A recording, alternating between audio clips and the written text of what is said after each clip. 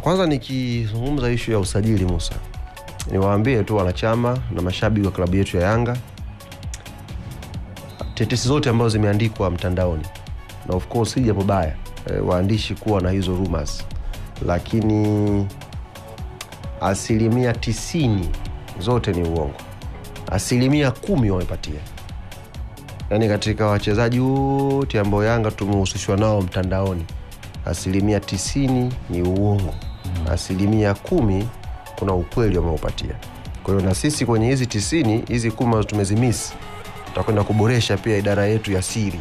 Kwa nini 10% imetoka, lakini kwa 90% usajili umekuwa wasiri sana, na umekuwa wasiri sana kwa sababu unapokuwa unapiga sana kelele, kuna fakta moja ya msingi sana kwa dirisha ambayo inakuathiri. Ukipiga kelele sometimes, kwa mfano kuna mchezaji mmoja hapa, jina sitamtaja, dirisha hili ambalo lina umekuwa na kelele. Technical, kuna vitu vingi vinaendelea kwenye transfer ambao ukiwa na akili ndio unaelewa. Kuna mtu tumempandisha thamani makusudi hapa ili watu walipe hela nyingi. Mpinzani wako anapospendi zaidi, maana yake unampunguzia nguvu ya kiuchumi ya budget yake ya usajili kuspendi kwa watu wengine.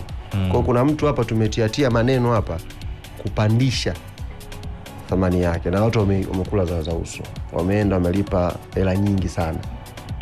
Maki ilikuwa hela nyingi sana. Kwa baada ya pale tukaambia okay, sasa endelee. Lakini kwa 10% utakuwa shahidi siku tutaintroduce wachezaji wetu Musa, au utakuwa shuhuda.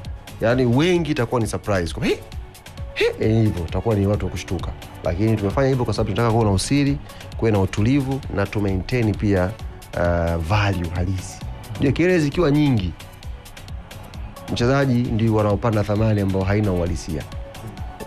Sio, unaelewa Musa? Mtu inawezekana value yake ni $100,000, lakini kelele zikiwa nyingi unaweza kumnunua $400,000 kwa sababu ya kelele. Kwa hiyo mkiwa mpo na usiri, maana yake hamna anayejua mna negotiate na nani, mnafanyaje. Kwenye usajili huu michezo iko mingi sana ambayo technically ukiosha kiongozi uko ndani unaielewa kwamba tufanye hivi, tuchekeche hapa, tufanye hivi, fanye hivi. Kwa hiyo nikasema nilianza na hilo kwanza. Alafu la Aziz Ki kwani mchezaji wa Al-Ittihad. Kwa hiyo Al-Ittihad nafikiri, si ndio? Libya kule. Na ana mkataba wa muda mrefu. Kwa hiyo hata hajabakiza miezi 6 tuseme kwa tutamjadili sana. Na mimi ni kiongozi. Kwa hiyo kwa jadili hapa, anaonekana mmeanza kuzungumza naye. Hiyo clip ukasikia klabu imeingia kwenye matatizo. Kwa hiyo tuheshimu contract ambayo yuko nayo, na yeye pia amehojiwa, amesema yupo likizo na mambo yake familia anaendelea nayo. Yanga ni sehemu yake ya familia. Akirudi hapa atatamani kutembelea, kujua nini kinaendelea. Na juzi amemzungumzia vizuri Alan Okello, kama anamfuatilia, ameona quality yake na kila kitu. Kwa hiyo kujibu swali lako la msingi, hakuna timu Afrika haipendi kuwa na mchezaji mwenye daraja la Aziz Ki. Hayupo hiyo timu, yani haipo. Kwa hiyo kama chance itatokea kwa namna yoyote ile, Yanga inatamani pia kuwa na Stefan Aziz Ki tena, kwa sababu quality yake ni quality ya juu. Kwa hiyo ikitokea chances, kama itatokea kwa mazingira yoyote, tutakuwa tuko tayari kwenda mstari wa mbele kumchukua mchezaji. Lakini mpaka sasa hivi sijaona hayo mazingira, sijaona kama wale Al-Ittihad wamtaki huyo mchezaji. Sometimes washangaa mnakaa, kumbe kuna dodo limeanguka. Mtu bwana tumtaki huyo mchezaji, nyie mnapita. Sasa bado wanamtaka mchezaji wao na mkataba nao, na Aziz amekuja tu holiday hapa na familia yake.